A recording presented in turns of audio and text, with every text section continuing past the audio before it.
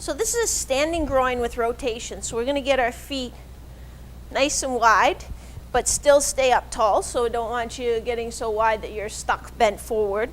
And then we're going to do a rotation. So I do it two ways. One is with both arms. So I kind of trace the line from this leg out that way. So this leg on a diagonal, because I'm trying to stretch that diagonal pattern that includes my adductors, my groins, my obliques, and then up into my thoracic spine.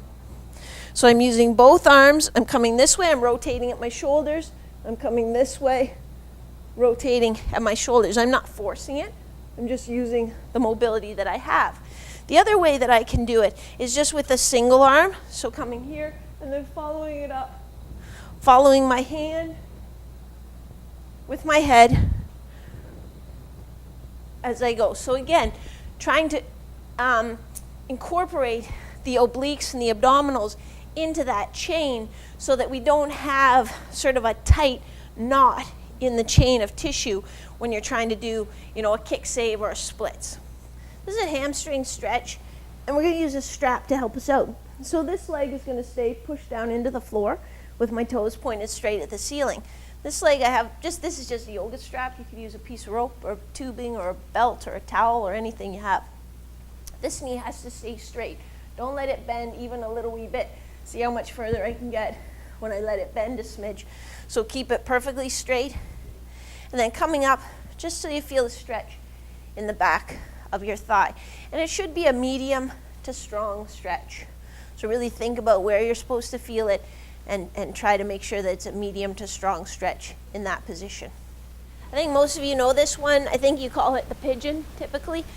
So this foot is up underneath you, and then I'm sitting back in that hip and I'm trying to rotate this part of my pelvis down to feel a stretch on my glute on this side. Again, I'm keeping a nice neutral back position.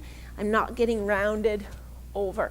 So as I need more stretch, I can drop my chest down towards the floor a little more, but I don't want to round my back. Let me show you from the side. So here, I'm going to drop into it a little more, but I'm not going to round over. And I'm feeling the stretch here on the outside and back of that hip. We're going to do a stretch for our lateral hamstring, tensor fasciae lata a little bit. So it looks very much like the hamstring stretch coming up here, but then we're just going to bring this foot so that it's over our opposite shoulder. So don't crank it way around and rotate your pelvis. That's just turning your hips.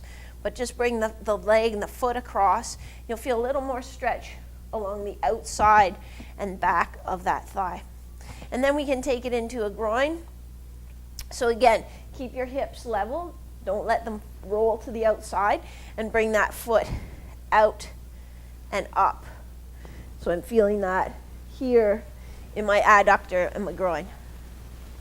You've heard me talk a lot about how muscles work in chains. They don't work as individual muscles. So this is another stretch that targets those chains. So it's at my half kneeling hip flexor stretch. So again, I'm up tall, tucking my bum under a little. I'm feeling the stretch in here a bit and into my thigh a bit. But now my right leg is down. I'm going to reach up and just over my head. So I'm not really cranking away the side. I'm just reaching up and over my opposite shoulder and my head to deepen that stretch a little bit, and also, again, bring in some of the abdominals.